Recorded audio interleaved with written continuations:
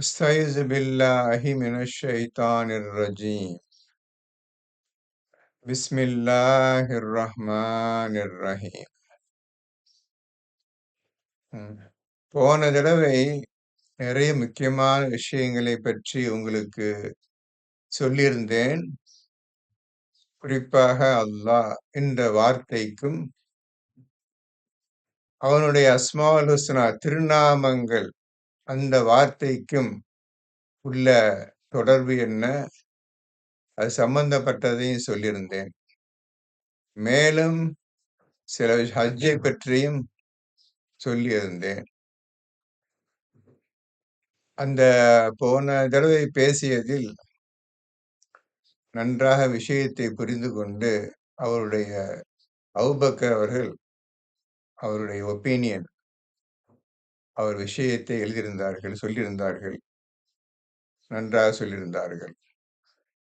அதேபோல் ஃபரீதாவும் அல்லாஹ்வா உங்களுக்கு செய்வான், நீங்க வெட்கப்படுவீங்க, கஷ்டப்படுவீங்க, அதை பத்தி கவலைப்பட மாட்டான்.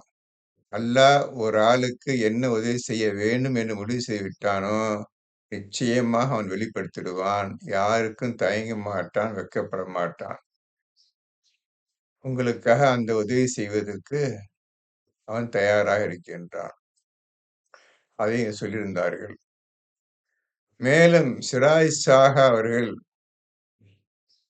ஹஜ் என்ற வார்த்தைக்கு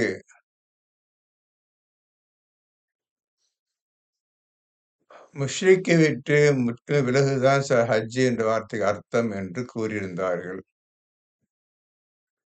85% 90% அது சரியான விடைதான். இன்னும் 15%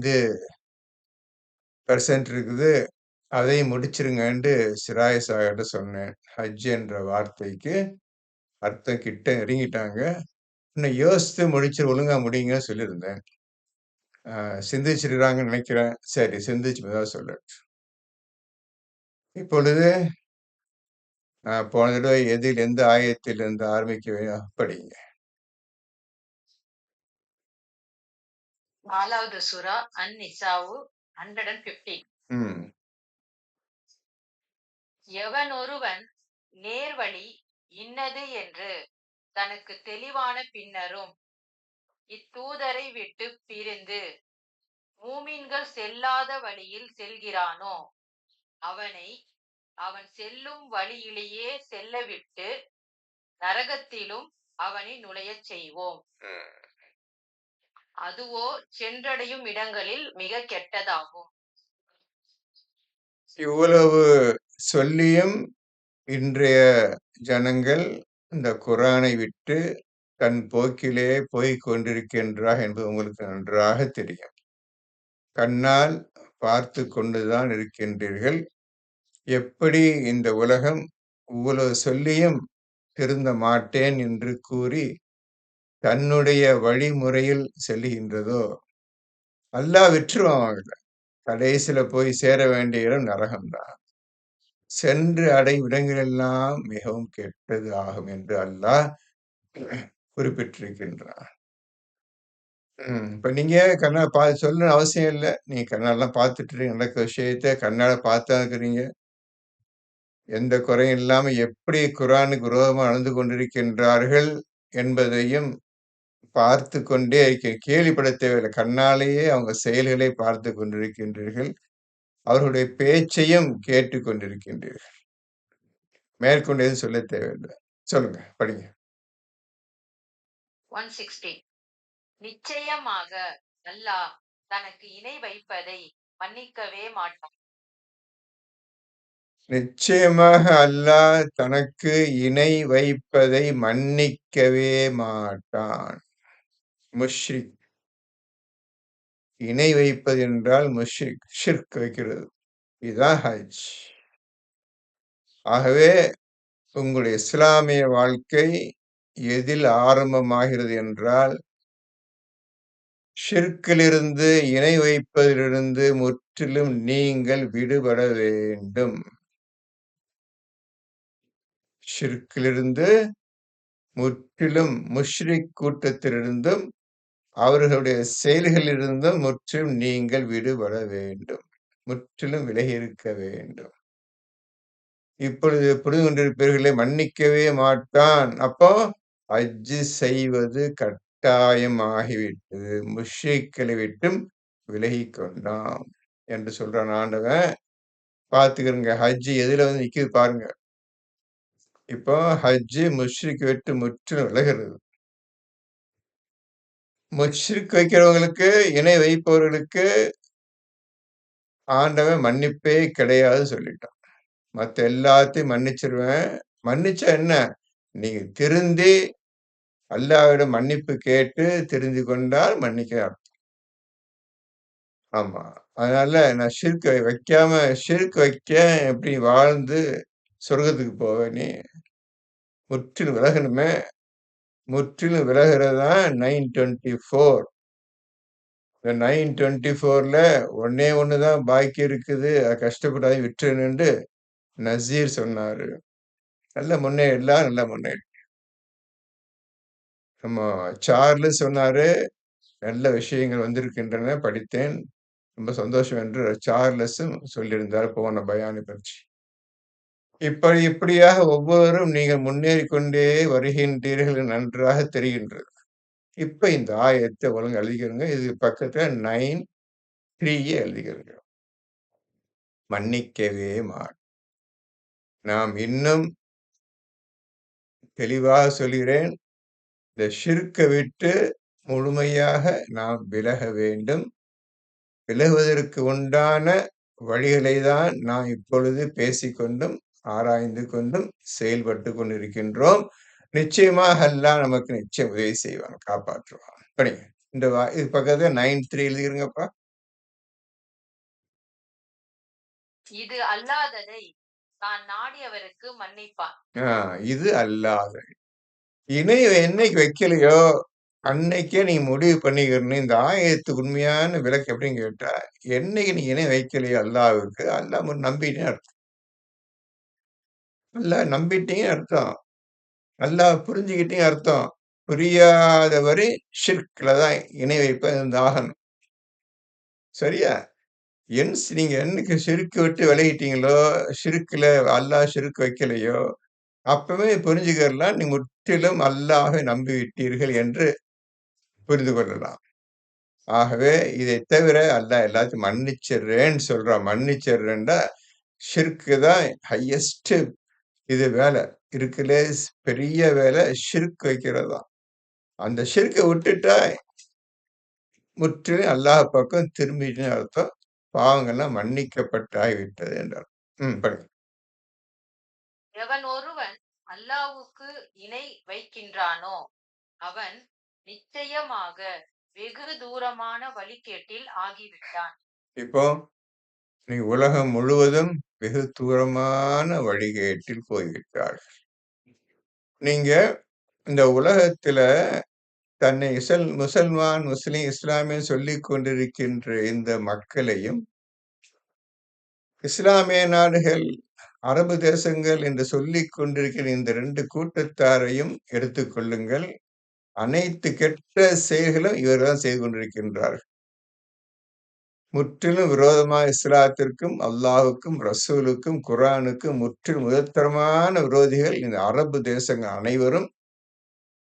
மேலும் இஸ்லாமிய தேசங்கள் சொல்லிக் கொண்டிருக்கின்ற 25 நாடுகள் இருக்கின்றனவே அனைத்தும். ஆகவே உலகம் முழுவதும் இந்த கூட்டம் முதல்தரமான அல்லாஹ் எதிரிகளாகவும், ஷிர்க்கில் முற்றிலும் சார்ந்தவர்களாகவும் அவர்கள் இருக்கின்றார். படிங்க. 170 அவனை அவனை விட்டு அவர்கள் அழைப்பவை எல்லாம் பெண் தெய்வங்களே அன்றி வேறில்லை.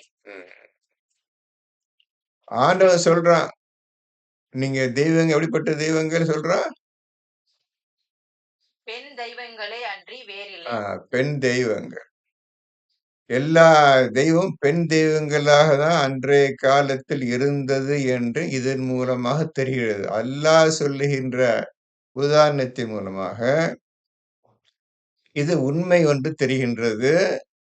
எல்லா தெய்வமும் பெண்கள் தான். பெண்கள் தெய்வமாகவே அவர்கள் அழைக்கின்றார் என்று அல்லாஹ்வே கூறுகின்றான். ஆகவே அவர்கள் வணங்கிக் கொண்டிருக்கின்ற தெய்வங்கள் அனைத்தும் பெண்கள் தான்.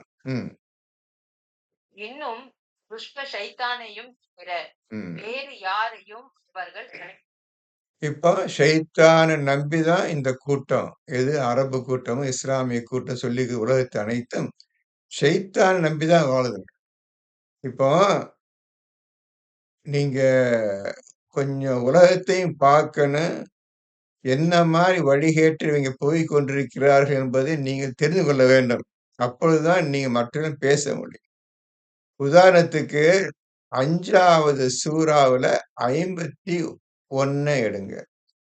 அதன்படி இந்த உலகம் நடக்குதான்னு பாருங்க. எவ்வளவு அநியாயக்காரர்களாக இருக்கிறார்கள் என்பதையும் நீங்க புரிந்து கொள்ள வேண்டும். 5ல 51.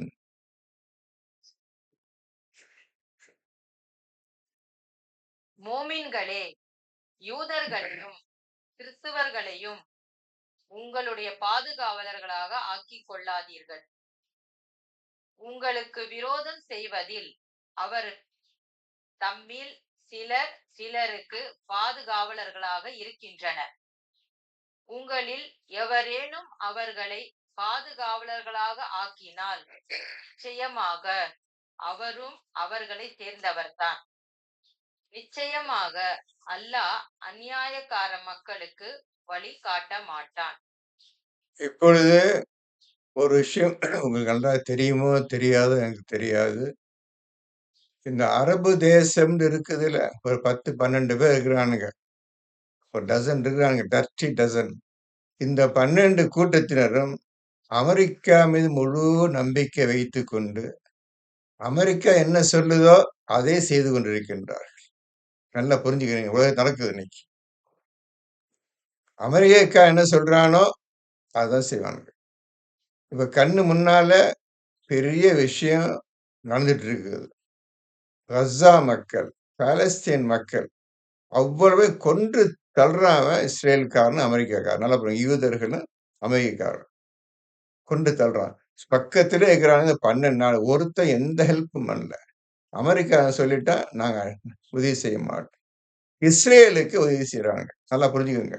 இஸ்ரேலுக்கான உதவி செஞ்சு, கஸ்ஸா மக்களையும், அந்த பாலஸ்தீன் மக்களை கொன்னு கொன்னு கொல்றான்னு சொல்றான். இவங்க உதவி செஞ்சுட்டாங்க. யாரு? இந்த அரபு நாடுகள் அவ்வளவு பேர் இஸ்ரேல் நாட்டுக்கு உதவி செஞ்சுருக்காங்க. இவைங்கள உற்ற நண்பனா வச்சுக்கிட்டாங்க யார? இந்த இஸ்ரேலையும், அமெரிக்காவையும் உற்ற நண்பர்களாக ஆக்கிக் கொண்டாங்க இந்த அரபு நாடுகள் அனைவரும். மற்ற இஸ்லாமிய நாடு சொல்றாங்கல்ல, இந்த பாகிஸ்தான், மலேசியா, இந்தோனேஷியா மத்த நாடுகள் இருக்குதுல்ல, இந்த கூட்டம் எல்லாமே அமெரிக்கா என்ன சொல்றானோ நல்லா பார்த்துக்கோங்க. இவங்கெல்லாம் முதற்தரமான எதிரிகள் அல்லாஹுக்கும், ரசூலுக்கும், இந்த குர்ஆனுக்கும். இந்த 5:51 படி நிறைய ஆயத்து இருக்குது. இந்த ஒரு ஆயத்த வந்து காட்டுறேன். 51 படி முதல்தரமான விரோதிகள் இன்னைக்கு அல்லாஹ். இவைங்கள நீங்க பெரிய நினைச்சிட்டு இருக்கீங்க. முதல்தரமான ஷிர்க்ல உள்ளவங்களும், ஷைத்தான் கூட்டத்தினருக்கு இவங்க தான் தலைவங்கப்பா. இந்த அரபு தேசங்கள் அனைவரும், இஸ்லாமிய தேசங்கள் அனைவரும் இந்த ஷைத்தான் கூட்டத்தை சேர்ந்தவர்கள். எப்படி சொல்லியிருக்கிறான் 5:51ல இவங்க எப்படி நடந்துக்கிறாங்க கண்ணால பாருங்க. ஒருத்தனு இன்னைக்கு யாருக்கு உதவி செய்ய மாட்டான். அமெரிக்கா என்ன சொல்றானோ அத செஞ்சுட்டு இருக்கிறான். இஸ்ரேலுக்கு முழு உதவி சாப்பாடு, தண்ணீர் எல்லாம் குடுத்துட்டு இருக்கிறான் இன்னைக்கு. இந்த முஸ்லிம் அழிக்கிறதுக்காக அரபு தேசம், சவுதி அரேபியா, குவைத் எல்லா நாடும் குடுத்துட்டு இருக்கு. இன்னைக்கு நடந்துட்டு இருக்குது பாருங்க. இன்னைக்கு இல்ல. இது நடந்தது 1948லேருந்து அந்த 1948லேருந்து இந்த மாரி அடிமை ஆயிட்டாங்க. எதுக்கு? அமெரிக்காவுக்கு, இஸ்ரேலுக்கு, இங்க யூரோப்பியனுக்கு அமெரிக்கா முதல்தரமான அடிமைகளா இன்னைக்கு இருக்கிறானுங்க அவ்வளவு அரபு தேசம். இந்த விஷயம் உங்களுக்கு தெரியாது. நீங்க இந்த விஷயங்கள் படிக்க கிடையாது, பார்க்க கிடையாது. புரிஞ்சுக்கிறங்க என்ன நடக்குதுன்னு. முதற்தரமான எதிரி இன்னைக்கு. அல்ல எல்லா மதத்தினரும் சொல்றேன். இன்னைக்கு முதற்தரமான எதிரிகள் அல்லாஹ்வுக்கும், ரசூலுக்கும் இருக்கிறாங்க யாருன்னு கேட்டா, இந்த கூட்டம் தான். இந்த அரேபிய கூட்டம் அனைத்தும் இஸ்லாமிய நாடுகள், இஸ்லாமியம் சொல்லிக் கொண்டிருக்கின்றார்களே இந்த கூட்டம் தான். 170 கோடி. இந்த கூட்டம் உலகத்து ஜனத்தொகையில 170 கோடி. 1.7 பில்லியன். இந்த கூட்டம் அனைத்து ஒரு ஆள் பாய்க்கிறான். அவன அனைத்தும் இன்னைக்கு ஷிர்க்லயும் அமெரிக்காரனையும் இஸ்ரேலுக்காரன்னு நம்பி வாழ்றாங்கப்பா இங்க. ஒருத்தன் கூட குரானுக்கு ஒரு வார்த்தை தெரியாதுப்பா, எங்களுக்கு தெரியாதுப்பா. அதையும் சொல்லிடுறேன்ப்பா. குரான் என்னன்னே தெரியாதுப்பா எங்களுக்கு. அப்பேற்பட்ட ஒரு மடக்கூட்டமா இவைங்க. நீங்க புரிஞ்சுக்கிறீங்க. உங்க விஷயம் தெரியாது, புரிஞ்சுக்கிறங்க. இப்ப 5:51 பார்த்தீங்கன்னா, இவங்கெல்லாம் சேர்த்து தான் மொத்தமா நரகத்தை நிரப்புவேன் என்று 7:179ல அல்லாஹ் சொல்றான். 7ல 179ல ஜின்களையும், மனிதர்களையும் நரகத்திற்காகவே படைத்திருக்கின்றோம். எல்லாம் புரிஞ்சுக்கங்க. எல்லா மதத்தினரும் புரிஞ்சுக்கிறங்க. மத்த ஜாதியினர், மத்த எல்லாம் இவங்கள பத்தி புரிஞ்சுக்கிறங்க முதல்ல. எப்படிப்பட்டவங்க, கேடுகெட்டவங்க புரிஞ்சுக்கிறங்க. நீங்க என்னமோ இவங்கள பெருசா நினைச்சுருக்கீங்க. எதுக்கு உதவாக்க நரகவாசிகள் அனைவரும். அனைவரும் நரகவாசி. இப்ப நீங்க தான் இந்த கூட்டத்தை விட்டு விலகி, ஒழுங்கான முறையில் போக வேண்டும் என்று ஆசையோடு, அல்லாஹ்வுக்கு பயந்து குர்ஆனும் கையுமாக நீங்க இருக்கின்றீர்கள். இதையே நீங்க உங்க மேன்மையாக்கிக் கொள்ளுங்க வாழ்க்கையில். படிங்க. ம். 180. அல்லாஹ் அவனை சபித்தான். உன் இபாதிகளில் ஒரு குறிப்பிட்ட தொகையினரை நான் நிச்சயமாக எடுத்துக் கொள்வேன் என்றும். இப்போ என்ன சொல்றான்? நல்ல உன் இபாதிகளில் ஒழுங்காக செய்யாதவன், அரைகுறையா இருக்கிறவன், அந்த கூட்டத்துல நான் இறைய எடுத்துருவேன். அப்ப அரைகுறை இருக்கிறவன் நல்லா நம்ப முடியாது. அவன் ஒசிக்கு போயிருவான். இப்ப நம்ம கூட்டத்த 100, 200, 300 வந்தாங்க இங்க வந்து எல்லாம் போயாச்சு. ஓடி போயாச்சு. நீங்க 30 பேர் தான் நீங்க இருக்கிறீங்க. ஏன் கேட்டா அரைகுறையா வந்தது தான். அரைகுறையா ஓடி போயாச்சு. அவ்வளோதான் அவங்களுக்கு தெரியும் அதான். இனிமே வரப்போறேன், குரான் ஓதப்போறேன் வந்து கூட்டம் 300 பேர், 400 பேர் வந்துக்கிறானுங்க என்கிட்ட வந்தாங்க. எல்லாம் ஓடி போயிருச்சுங்க. இங்க வந்ததுல நெறஞ்சு பேர் ஓடி போயிட்டாங்க. இப்ப 30 பேர் நிக்கிறீங்க. சொல்றேன் கேளுங்க. அவ்வளவு சீக்கிரத்துல நீங்க இபாதத்து பண்ணி, குர்ஆன ஓதி, கரைச்சு குடிச்சு, இது நடந்துரும்னு நெனச்சிட வேண்டாம். ரொம்ப கஷ்டமான காரியம். அதான் அவன் ஈஸியா சொல்றான். ஷைத்தானு.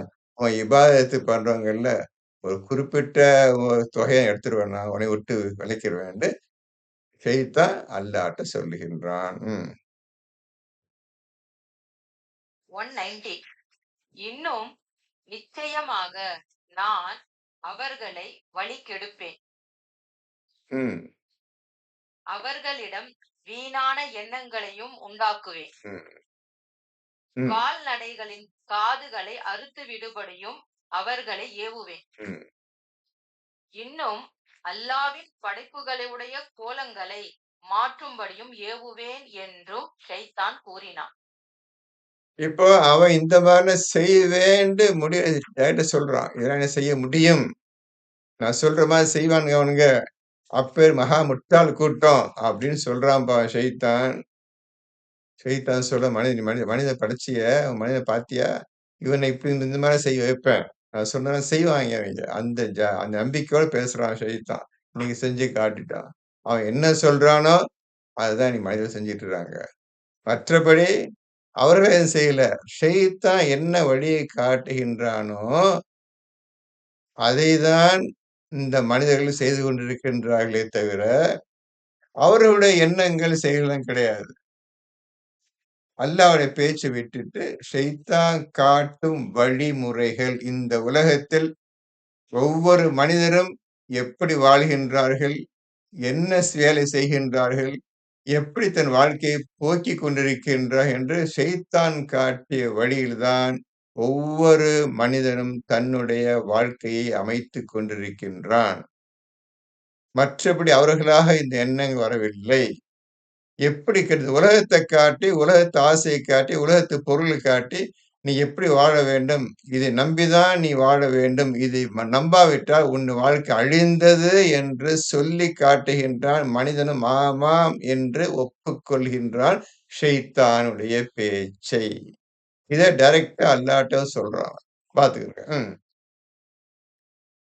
எனவே எவன் அல்லாவை விட்டு ஷைத்தானை உற்ற நண்பனாக ஆக்கிக் கொள்கிறானோ அவன் நிச்சயமாக பகிரங்கமான பெரு நஷ்டத்தை அடைந்தவன் ஆவான். இப்ப பெரு நஷ்டத்தை அளந்தவர்கள் நாம் தான். என்னைக்கு முழுமையாக அல்லாஹ்வை நம்பி அதன்படி வாழ்க்கையை அமைத்துக் கொண்டோமோ, அவர்களைத் தவிர மற்றவர்கள் அனைவரும் பெரும் நஷ்டத்தில் தான் வாழ்ந்து கொண்டிருக்கின்றோம். நிச்சயமாக மனிதன் நஷ்டம் அடைந்து விட்டான். நிச்சயமாக மனிதன் நஷ்டத்தில் இருக்கின்றான் என்று நீங்களே ஒரு ஆயத்த படிச்சிருப்பீங்க. எல்லாம் போயிருச்சு எல்லாம். அல்லாஹ் என்ன உங்களிடம் எதிர்பார்த்தானோ, அது இன்று வரை யாரும் செய்து காட்டவில்லை. 1, 2, 3 பேரைத் தவிர. விரல் விட்டு எண்ணக்கூடியவர்களைத் தவிர மற்ற அனைவரும் அல்லாஹ்வுக்கு விரோதிகளாகவே வாழ்ந்து, விரோதிகளாகவே மரணித்துக் கொண்டிருக்கிறோம். கோடிக்கணக்கான மக்கள் முதல் மனிதனிலிருந்து இன்று வரை போயாச்சு. யாருமே என்னவென்று உலகம் தெரியாத விதத்தில் இறைவன் இருக்கிறானா? இல்லையா? இதெல்லாம் யார் படைத்த படைப்புகள்லாம் எப்படி வந்தது? என்பதைப் பற்றி எந்த விவரம் இல்லாமல் இந்த ஒரே உலக ஆசை, செல்வமும், பணத்த இத வச்சுக்கிட்டே வாழ்ந்து, வாழ்ந்து வாழ்க்கையே நாசமாக்கிக் கொண்ட கூட்டம் தான் நம்முடைய கூட்டம். நம்முடைய கூட்டம் அல்ல, உலகத்தில் உள்ள மனிதர் அனைவரும் இந்த உலகத்தில் பணம் சம்பாதிக்கணும். அது ஒண்ணு தான் ஒரே குறிக்கோளா போயிட்டுருக்கு. உங்களுக்கு நல்லாவே தெரியும். இந்த விஷயத்திலிருந்து எப்படி விடுபட்டு வருவது? எப்படி வெளியே வருவது? வெளியே வருவதற்கு என்ன ஒரே ஒரு வழி, நீ இறைவன் உனக்கு இருக்கிறானா? இல்லையா? என்பதை அறிந்து, இறைவன் இருக்கிறான், ஒரு கடவுள் என்று ஒண்ணு இருக்கின்றது என்பதை நீ புரிந்து கொண்டால் தான், நீ இந்த உலகத்தை விட்டு வெளியேறுவாய். அதுவரை முடியாது. அதுக்கு தான் ஆரம்பத்திலே சொல்லிட்டு இருக்கிறேன். முதல்ல உங்களையும், இந்த படைப்புகளையும் பற்றி சிந்திச்சு, சிந்திச்சு தான் நீங்க உங்க இறைவன அறிய முடியும். யார இறைவன் சொல்றீங்களோ அது மத்த பேச்சு. இறைவன் ஒருத்தன் இருந்தால், நீங்க அவன படைப்ப சிந்திச்சாதான், நீங்க இறைவன அறிய முடியுமே தவிர, மற்ற எந்த விதத்திலும் நீ அறிய முடியாது. ஷைத்தானை விட்டு விலகவும் முடியாது. என்ன செய்ய போறீங்க? இறைவன் அறிவது என்ன செய்ய போறீங்க? இப்ப இறைவன அறிவதற்கு ஒரு விஷயம் எழுதி வச்சிருக்கிறேன். நான் கூடிய வரை அத ஃபோட்டோ எடுத்து படிச்சுக்கிறேன். நீங்க படிச்சுக்கிறங்க. நான் இப்ப ஒரு 10, 15 பக்கம் எழுதியிருக்கிறேன். எழுத கஷ்டமா இருக்குது. டைப் பண்ண எனக்கு தெரியாது எனக்கு. நான் சொல்ற விஷயங்கள்லாம் டைப் பண்ணி நெறைய போட்டுருவேன். பேனா எழுதி வச்சுக்கிறேன். உங்களுக்கு அனுப்பிச்சு வைக்கிறேன். மேற்கொண்டு நீங்க சிந்திங்க அத. இறைவன பற்றி சிந்திக்கிற முறைய எழுதி வச்சுக்கிறேன். படிச்சு பார்த்துக்கிறங்க. போஸ்ட் பண்றேன் இன்ஷா அல்லாஹ். இப்ப நல்லா புரிஞ்சுக்கிறங்க. இறைவன் ஒருத்தன் இருக்கிறான்னு ஃபர்ஸ்ட்டு உங்க மனசு இருக்குதா? இருக்கிறான்னு சொல்றீங்களா? இருந்தான்னா அவன் யார்? அவன் எப்படி இருப்பான்? அத பற்றி சிந்திங்க இப்ப நீங்க. இப்ப குரான் ஆயத்த வச்சு படிச்சுக்கிட்டு எப்படி நீங்க இறைவன கண்டுபிடிப்பீங்க? இறைவன் இருக்கிறான் என்ற விஷயத்த குர்ஆன்ல தான் பார்க்க முடியும். இறைவன் அல்லாஹ், அல்லாஹ் நான் தான் இறைவன். அவன பத்தி எல்லா சொல்லிட்டே இருக்குது. இத மனசுல வச்சுக்கிருங்க. இத மனசுல வச்சுக்கிட்டு, யாரா இருக்கும்? இந்த மாரி இந்த புத்தகம் சொல்லுதே, யாரா இருக்குன்னு நீங்க சிந்தனை செய்யுங்க. அப்படி சிந்தனை செய்வதற்குள்ள வழி என்ன செய்யணும் வேணா, அத வேணா குர்ஆன்லேருந்து எடுத்து காட்டுறேன். என்ன எப்படி சிந்திக்கணும்? எந்த காரியத்த எடுக்கணும்? அது வேணா உங்களுக்கு நான் சொல்லி தர்றேன். யாரும் கேட்கல, நானும் சொல்லல. இத கேட்கும்போது அத விட்டு இதுக்கு என்ன அர்த்தம்? அதுக்கு எதுவும் கேட்காதீங்க. இருக்கிறதுலயே பெரிய வேலை ஷிர்க்ல இருக்கக்கூடாது. ஷிர்க்க விட்டு விலகிரணும். முஷ்ரிக்க கூட்டத்த விட்டு விலகிரணும். அதுக்கு என்ன வழி? அதுக்கு நீங்க படாத பாடு படணும், கஷ்டப்படணும். எடுத்தோனே வந்துராது. அதுக்குன்னு தியாகம் இருக்குது. இந்த இறைவன அறிவதற்கு ஒரு தியாகம் ஒண்ணு இருக்குது. அந்த தியாகத்த நீங்க செய்தால் தான் நீங்கள் இறைவன கண்டுபிடிக்க முடியும். இந்த ஷைத்தானை விட்டு முற்றிலும் விலக முடியும். அப்பேற்பட்ட பாடம் இருக்கின்றது. நீங்க ஓதிட்டு வாங்க முதல்ல. சொல்லப்பட்ட இறைவன், இறைவன், கடவுள், கடவுள், தெய்வம், இலாஹி, ரப்புலாம் வருது. என்ன இது? என்ன இது? என்று அதிலேயே உன்னிப்பா போங்க முதல்ல. அதுக்கப்புறம் தான் தம்பி குர்ஆன் புரியும் உங்களுக்கு. இப்ப குர்ஆன எடுத்துட்டு ஆயத்த படிச்சு என்னப்பா செய்ய போறீங்க நீங்க? ஆயத்த படிக்கிறீங்க. என்ன செய்ய போறீங்க? இந்த முதல் ஆயத்த என்ன செய்வீங்க நீங்க? அப்ப அத விட்டோம் நம்ம. இதுவரையும் விட்டோம். இய்யாக நஅபுது என்ன செஞ்சோம் நம்ம? என்ன செய்யணும்? இய்யாக நஅபுது என்ன செய்ய சொல்லுங்களேன்? என்ன செய்யணும் சொல்லுங்களேன்? செய்யலையே! அப்ப அவன யாரு தெரிஞ்சா தானே ஞாபகம் பண்ண முடியும். தெரியாம ஞாபகம் பண்ண முடியும். அதான் நான் உன்ட்ட கேட்கிறேன். அவனுக்கு தெரியாம எப்படி ஞாபகத்துக்கு என்ன செய்வீங்க நீங்க? ஞாபகம் அர்த்தம் தெரிஞ்சா தானே இப்படி செய்யணுன்ற உங்களுக்கு எண்ணங்கள் வரும். ஒரு ஞாபக வார்த்தைக்கு அர்த்தம் தெரியாதப்பா நம்மளுக்கு. தெரியாம எப்படி நம்ம என்ன செய்றதுக்கு நீங்க அத விட்டுட்டு உட்காந்து ஆயத்த ஆயத்த அங்கேயும் இங்கேயும் ஆயத்த ஓட்டிக்கிறீங்க. அதனால என்ன லாபம்? என்ன நன்மை இதுவரை என்ன அறிவ நீங்க அடைஞ்சீங்க? ஆயுத ஓதிட்டுருக்கேன் தம்பி. என்ன அறிவ நீங்க அடைஞ்சது? அது மூலமா நீங்க அறிந்து கொண்ட அறிவு என்ன? விஷயம் என்ன? அறிந்து கொண்ட உண்மை என்ன? அது மூலம் நீங்க அறிந்து கொண்ட உண்மைகள் என்ன? என்ன உண்மை அறிஞ்சுக்கிட்டீங்க? வெறும் ஆயத்த படிச்சிருக்கேன் எந்த பிரயோஜனம்? எந்த பிரயோஜனம்? அதுக்காக நீங்க நான் இன்ஷா அல்லாஹ் டைம் ஒத்து வரல. முடிஞ்சா இங்க இருக்கும் போஸ்ட் பண்றேன். மேற்கொண்டு சிந்திங்க. அத படிச்சு பார்த்துட்டு மேற்கொண்டு என்ன செய்யணும்னு கேளுங்க. அதுக்கப்புறம் சொல்லி தர்றேன். இந்த போஸ்ட் இன்ஷா அல்லாஹ் ஒரு 2 வாரம் டைம் தாங்க. எழுதின அப்படியே ஃபோட்டோ எடுத்து அப்படியே அனுப்பிச்சு விடுறேன். படிச்சு பார்த்துருங்க. சரியா? படி, படி. 120. ஷைத்தான் அவர்களுக்கு வாக்களிக்கிறான். அவர்களுக்கு வீணான எண்ணங்களையும் உண்டாக்குகிறான். மேலும் அந்த ஷைத்தான் ஏமாற்றுவதை தவிர அவர்களுக்கு வாக்களிப்பதில்லை. இப்ப நீங்க புரிஞ்சுக்கிருங்கப்பா. இந்த ஒரு புத்தகம். இந்த ஒரு புத்தகத்த படிச்சு உண்மையா யார் நீ சந்தோஷமா ஜெகஜோதியா வாழப் போறியா? இந்த இருக்க குப்பைகள் எக்கச்சக்கமான படிப்புகள். அந்த படிப்பு, இந்த படிப்புன்னு என்ன படிப்புன்னு வரல. எக்கச்சக்கமா. அத்தன காலேஜஸ், அத்தன ஸ்கூல்ஸ், அத்தன டீச்சர்ஸ், லெக்சரர்ஸ் எல்லாம் உட்கார்ந்து சொல்லிக் குடுக்குறாங்க. எதுக்கு இது? இந்த ஒரு புத்தகத்த படிக்கலாமா? அல்லது உலகத்தில் தோன்றிய அனைத்து புத்தகங்கள், மனித எழுதிய புத்தகம் படிக்கலாமா? நீங்களே சொல்லுங்க. எத படிச்சா உங்களுக்கு சொர்க்கம் புரிஞ்சுக்குங்க. நீங்களே புரியுங்க. எந்த பாடத்த படிச்சு உங்க வாழ்க்கை தரத்தை இன்றைய இந்த உலகத்தில இம்மையிலும், மறுமையிலும் நீங்கள் உங்களுக்காக மாற்றிக் கொள்ளப் போகின்றீர்கள். நன்மையாக மாற்றிக் கொள்ளப் போகின்றீர்கள். இந்த ஒரே ஒரு புத்தகத்தை படித்து வரப்போகின்றீர்களா? இல்ல உலகத்து அனைத்து 1ஆம் கிளாஸ் ஆரம்பிச்சு 12 அதுக்கப்புறம் +2, +3, +4 முடிச்சு போயிட்டு இத முடிக்க போறீங்க. படிச்சுட்டு ஒரு வேலை. இதான் செய்தித்தாள் காட்டுற வேல. அவன் எல்லாத்தையும் காட்டுறான் பார்த்தீங்களா? இதான் ஷைத்தானுடைய செயல்கள். நீங்க படிக்கின்ற படிப்பு இருக்கின்றதே, ஷைத்தானுடைய செயல்கள். ஷைத்தான் காட்டும் புத்தகங்கள். ஷைத்தான் காட்டும் வழிமுறை. ஒரு விஷயம் சொல்றேன். புது விஷயம் கேட்டுக்கிறங்க. ரசூல எதுக்கு உம்மி நபியாக ஆக்கினான்? என்ன காரணத்திற்காக எழுத்தறிவு இல்லாத மனிதராகிய நபியாக ஆக்கினான். நல்லா புரிஞ்சுக்கிருங்க. உங்களுக்காக தான் நீங்க முன்னேறணும். அதுக்காக தான் எழுத்தறிவில் அன்லெட்டர்ட். இல்லிட்டரேட்ன்னு சொல்லாதீங்க. அன்லெட்டர்ட். ஏபிசிடி தெரியும். அ, ஆ, இ, அலிஃப், பே, தே தெரியாது. அரபி பேச அவ்வளவுதான் முடிஞ்சு போச்சு. இப்போ அவர் எந்த லாங்குவேஜ படிச்சு இவ்வளவு பெருசுல ஆனாரு? படிப்பே தேவையில்லை. வெறும் குரான் புத்தகம் மட்டும் தான. புதுசு சொல்றேன் கேளுங்க. நீங்கள்ல விஷயம் எடுத்திருக்கலாம். இந்த விஷயத்தை நீ அறிஞ்சிருக்கலாம். எந்த படிப்பும் தேவையில்லையே அல்லாஹ் அறியறதுக்கு. பார்த்தீங்க. அது உதாரணத்துக்காக தான்ப்பா ரசூல கொண்டு வந்தான். உம்மி நபி எழுத்தறிவு இல்லாதது. படிக்க தெரியாது. அப்ப எந்த லாங்குவேஜும் அவர் கத்துக்கல. எந்த ஒரு மொழியும் அவர் கற்றுக்கொள்ளவில்லை. கற்றுக்கொள்ள ஆசை வரவில்லை.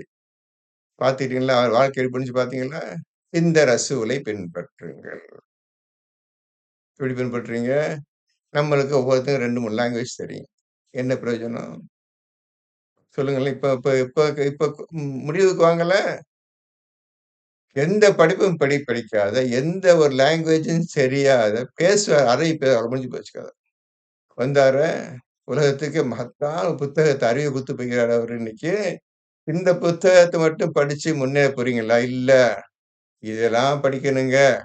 சயன்ஸ் படிக்கணும், மேத்தமேட்டிக்ஸ் படிக்கணும், சோசியல் ஸ்டடீஸ் படிக்கணும், அல்ஜீப்ரா படிக்கணும், மேத்தமேட்டிக்ஸ் இது பூரா படிக்கணுங்க. இந்த படிச்சா இந்த வேலை கிடைக்கும். வேற ஏங்க சம்பாத்தியம். மத்தபடி வேற வழி கிடையாதுங்க முடிவு பண்ணிட்டீங்களா? இத விட்டா வேற வழி கிடையாது. அப்படி முடிவு பண்ணிட்டீங்களா? நீங்க தான் 2 1/2 வயசுலயே கொண்டு போய் ஸ்கூல் சேர்த்துடுறீங்கல்ல. அதுக்குன்னு ஹெவி டொனேஷன். செய்றீங்களா இல்லையா? இப்ப செஞ்சுட்டு இருக்கேன் இல்லையா? இப்போ உங்க பிள்ளைகள் நீங்க என்ன செய்வீங்க இப்போ? இங்க இப்ப இந்த நம்ம பயான் கூட்டத்துல ஒரு ஆள் இருக்கார். ஸ்கூல்லேருந்து பிள்ளைய நிறுத்திட்டாரு. குர்ஆன் சொல்லிக் குடுத்துருக்காரு பிள்ளைகளுக்கு. அவர் சொல்லிக் குடுத்துருக்காரு. தைரியமா சொல்லி என்னவான்னு பார்த்துடலாம் பிள்ளைகளுக்கு. ஸ்கூல்லேருந்து இப்ப ஸ்டாப் பண்ணிட்டு வீட்லயே சொல்லிக் குடுத்துக்கிட்டு, ஏதோ லாங்குவேஜ் சொல்லிக் குடுத்துக்கிட்டு, குர்ஆன ஓதி குடுத்து சின்ன பிள்ளைங்க அவன் சின்ன பிள்ளைங்க தான். சொல்லிக் குடுத்துருக்காரு. நீ தைரியமா சொல்லிக் குடுத்துட்டு வர்றாரு. வேண்டாம். படிப்பே வேண்டாம். என்ன வந்தா பாரட்டும். அல்லாஹ் பிள்ளை சொன்னா அவரு நல்லா குரான் ஓதக்கூடியவரு. விஷயம் எல்லாம் தெரிஞ்சுக்கக்கூடிய மனிதர் அவரு. இன்னைக்கு தன் பிள்ளைகள இந்த மாரி கொண்டாந்துட்டு பிள்ளைங்க நல்லா படிச்சு வர்றாங்க. ஓதிட்டு வர்றாங்க. அல்லாண்டா என்ன அப்பா? அது என்ன கேட்கறாங்க. எல்லாம் கேட்கறாங்க. விஷயத்த அழகா சொல்லிக் குடுத்து அம்மாவும், அப்பா 2 பேரும் பிள்ளைய சொல்லிக் குடுத்து வர்றாங்க இன்னைக்கு. தைரியமா. அந்த மாரி தைரியம் வர்றதுக்கு நீங்க குரான் ஓதியிருந்தா தான் முடியும்.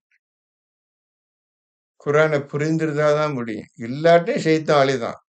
நீங்க அநியாயமா 25 வருஷம் படிப்பிலேயே பிள்ளைய அனுப்பிச்சு முடிச்சிருவீங்க. படிப்பு முடிஞ்சோனே வேலை. வேலை முடிஞ்சோனே கல்யாணம். முடிஞ்சு போச்சு. அவன் வாழ்க்கை தீர்ந்து போச்சு. நாசமாக்கியாச்சு. நீ என்னதான் செய்தாலும் செய்ய முடியும் தைரியம் இருக்கும், தைரியம் இல்ல. காரணம் உன்னை ஷைத்தான் விட்டு விலகவே இல்லை. நாம் அனைவரும் விலகவே இல்லை. இப்ப என்ன சொல்ல போறீங்க? எந்த ஒரு புக் எடுத்து போறீங்களா? இந்த இருக்குது எண்ண முடியாத புத்தகங்கள் எழுதி வச்சுக்கிறாங்க. அத படிச்சுட்டு நீங்க முன்னேற போறீங்களா? அத படிச்சா நரகம் தான் நிச்சயம். எந்த சந்தேகம் கிடையாது. அது உங்களுக்கு வழிகாட்டாது. இந்த உலகத்துல தேவையில்லாத செயல செய்வதற்கும், எது அல்லாஹ் வெறுத்தானோ அந்த பணத்த சம்பாதிப்பதற்கு மட்டும் தான் உதவி செய்யுமே தவிர, உங்களோட எல்கேஜி ஆரம்பிச்சு 25 வருஷம் என்ன படிக்கிறீங்க அனைத்தும், மற்றபடி உங்களுக்கு நரகம் தான் நிச்சயம் தவிர வேறு வழியே கிடையாது. இந்த உலக படிப்பை படிப்பவர்களுக்கு. இந்த ரசூல் கொடுத்த ஒரே ஒரு புத்தகத்தை படித்து, இந்த உலகத்தை உன்னதமா சிறப்பா வாழப் போறீங்களா? மறுமையிலும் சிறப்பா வாழப் போறீங்களா? நீங்க தான் முடிவெடுக்கணும். நீங்க தான் முடிவெடுக்கணும். உங்க பிள்ளைகளுக்கு நீங்க தான் நல்ல அறிவு சொல்லணும். அந்த தைரியம் வர்றதுக்கு நீங்க உண்மையாளராக இருந்தால் தான் உங்களுடைய பிள்ளைகளை இந்த மாரி படிங்கன்னு சொல்லுவீங்களே தவிர, நாமே பெத்தவங்களே அறிவுரையா இருக்கும்போது, ஒரு கால் நம்ம பிள்ளைய ஒரு கால் நேர் செலுத்த முடியாது. அல்லாஹ் நாடியவர்களை தவிர. படிங்க.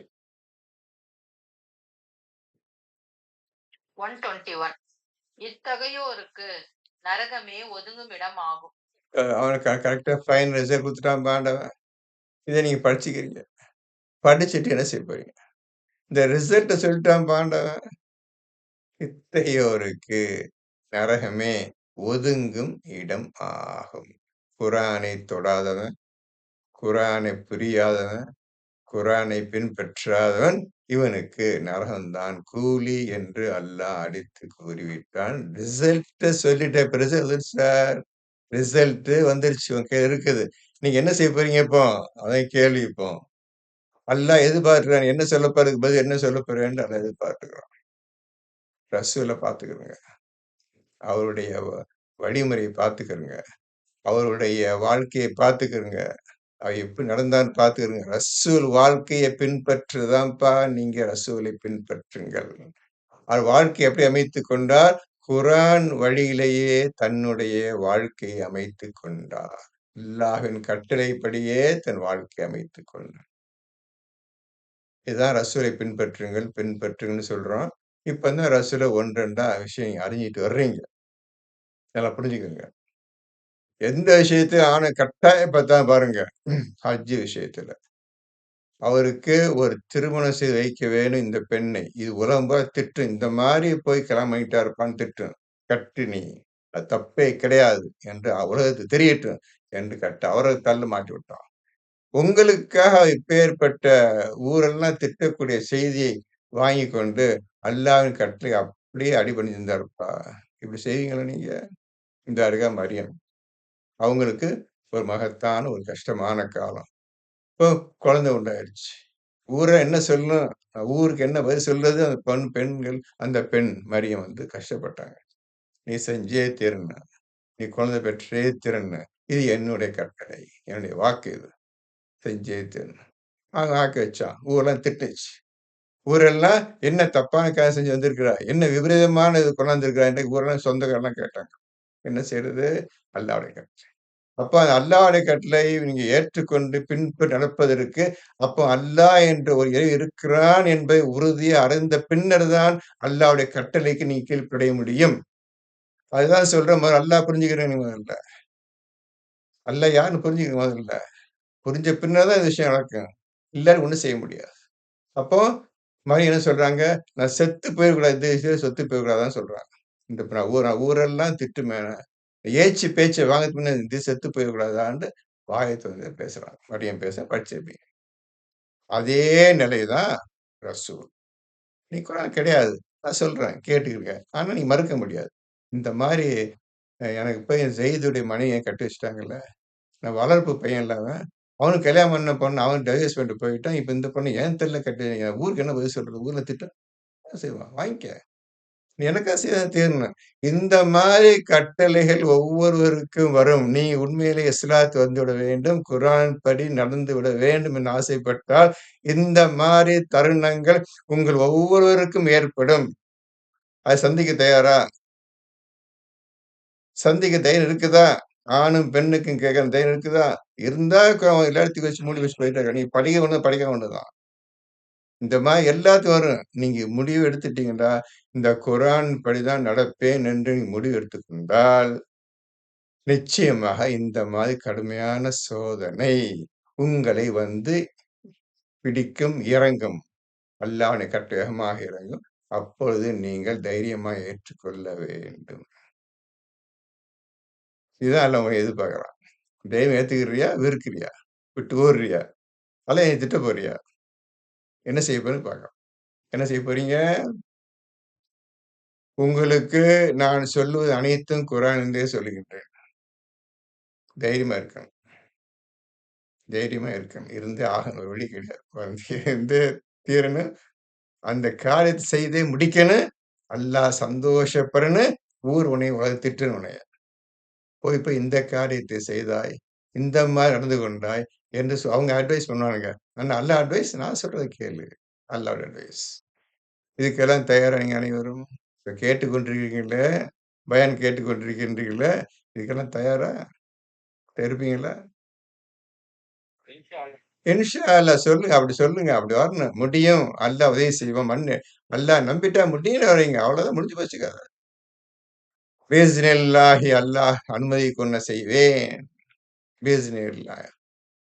ومنهم سابق الخيرات بإذن الله ذلك الفضل الكبير. இந்த நல்ல காரியத்தை அல்லாஹ் அனுமதி கொண்டு செய்வேன்.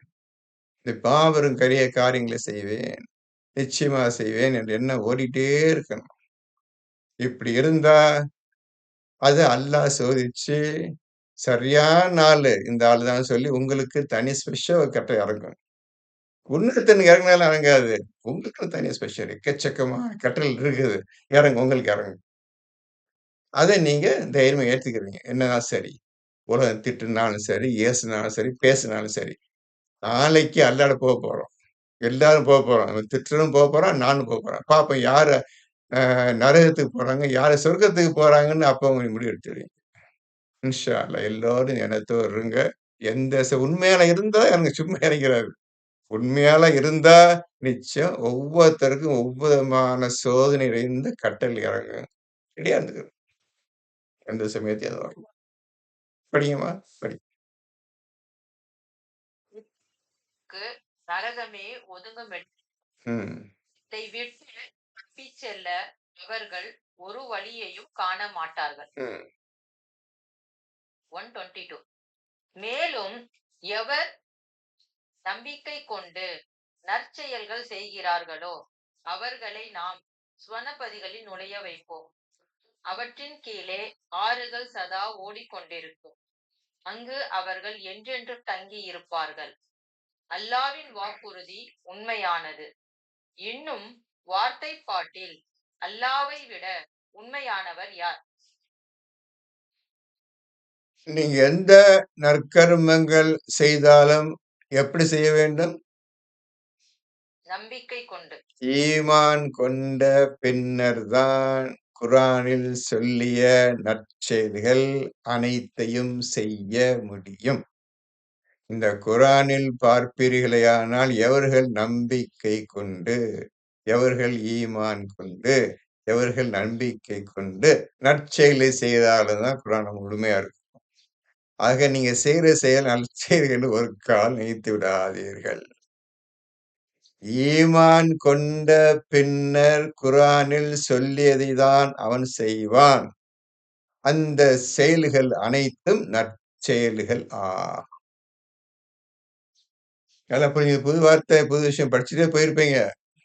இத நீங்க நோட் பண்ணிருக்க மாட்டீங்க. ஈமான் கொண்டு, நம்பிக்கை கொண்டு அல்லாஹ் மீதும், ரசூல் மீது, இந்த குரான் மீது முழு நம்பிக்கை கொண்டு நற்செயல்களை புரிகின்றார்களோ, அவர்களுக்குத்தான் இந்த பாக்கியம். மத்த யாருக்கும் கிடையாது. இப்போ ஈமான் கொள்வதற்கு முன்னர் தூய்மை அவசியம். தூய்மை என்னவென்று நல்லா புரிஞ்சுக்கிருங்க. அவன் தான் தூய்மையாக்குவான் என்று சொன்னால், அவன் போல அல்லவா இருக்க வேண்டும் தூய்மையாவதற்கு. அவனுடைய தூய்மை எப்படி உணர்வீர்கள்? அதான் உங்களுக்கு சொல்றேன். முதல்ல அல்லாஹ்வ தெரிந்தாண்டா புரிஞ்சுக்கிருங்க. தெரிஞ்சுக்கங்கன்னு சொல்றேன். இப்போ அவன் தூய்மைப்படுத்துவான்னு சொன்னா, நீங்க அவனுடைய தூய்மை என்னவென்று புரிந்தால் தானே நீங்க தூய்மையாவதற்கு வழிய தேடுவீங்க. அவனுடைய தூய்மைய பத்தி யாருக்குமே தெரியாதா? எத தூய்மைன்னு சொல்லுவீங்க? இந்த குரான் இருக்கின்றத அஸ்மால் ஹுஸ்னா அவனுடைய திருப்பெயர்கள் அனைத்துக்கும் உருவம் கிடையாது. விளக்கம் கிடையாது. ஏன் எதையும் பார்த்தது கிடையாது நீங்க. எந்த அஸ்மால் ஹுஸ்னாவையும் நீங்க பார்த்தது கிடையாது. ரஹ்மான், ரஹீம் என்ன சொல்லுவீங்க நீங்க? ரஹ்மான பார்த்திருக்கிறீங்களா? அவனுடைய செயல பார்த்திருக்கிறீங்களா? ஒண்ணும் கிடையாதா? அப்ப எப்படி ரஹ்மான், ரஹீம் சொல்லுவீங்க? திருநாமத்த எப்படிங்க பின்பற்றுவீங்க நீங்க? அப்ப அவனுக்கு தெரிஞ்சா தானே நீங்க திருநாமத்த பின்பற்ற முடியும். இந்த அல்லாஹ்வை பின்பற்ற முடியும். என்ன செய்ய போறீங்க? ஒண்ணுமே தெரியாது அன்னைக்கு. திருப்பெயர் போட்டீங்க. திருநாமம், அஸ்மால் ஹுஸ்னா, குட் நேம்ஸ் எழுதியாச்சு. எழுதி வச்சு என்ன பிரயோஜனம்? எத புரிஞ்சுக்கிட்டீங்க? அர்த்தம் ஏதாவது ஒரு வார்த்தைக்கு, ஏதாவது ஒரு திருநாமத்துக்கு நீங்க விளக்கம் சொல்ல முடியுமா? அவனே தெரியாத விதத்தில் எப்படி அவனுடைய திருநாமத்துக்கு விளக்கம் சொல்ல முடியும்? யோசிச்சு பாருங்க. எப்படி ஓதணும்? எந்தெந்த விஷயங்களை எப்படி நம்ம சரி பார்க்கணும்? எப்படி சிந்திக்கணும்? என்பதை நீங்க யோசிக்கிறது தான் முக்கியமான விஷயம். என்ன செய்ய போறீங்க? ஓதிட்டு அதுக்கு என்ன எத்தன காலம் ஓதிட்டு இருக்க போறீங்க தம்பிமார்களே? எவ்வளவு காலம் ஓதிட்டு இருக்க போறீங்க? ஓதி என்ன சாதிக்க போறீங்க இப்ப நீங்க? சாதிக்க வேண்டிய விஷயம் ஆண்டவன அறியக்கூடிய விஷயம் தான் சாதனை. அந்த சாதனையை எப்ப நீங்க செய்ய போறீங்களோ, செய்து முடிக்கின்றீர்களோ, புரிந்து கொண்டீர்களோ, அப்பொழுதுதான் உங்களுடைய வாழ்க்கை, இஸ்லாமிய வாழ்க்கை ஆரம்பமாக அவன் உங்களை தூய்மைப்படுத்துவான். உங்கள் இதயத்தில் ஈமானை எழுதுவான். இவ்வளவு விஷயம் இருக்குதே, இத நீங்க என்னைக்காவது தனியா உட்கார்ந்து சிந்திச்சு பார்த்தீங்களா? நான் தான் அவங்க சொல்லணுமா தேவையில்லையே! உங்க ஆண்டவன் எல்லா அறிவையும் எல்லா மனிதர்களுக்கும் அறிவு வச்சு தான் படைச்சிருக்கிறான். அந்த அறிவை ஏன் உபயோகப்படுத்த மாட்டேங்கிறீங்க? அதான் அல்லாஹ் கேட்கிறான்.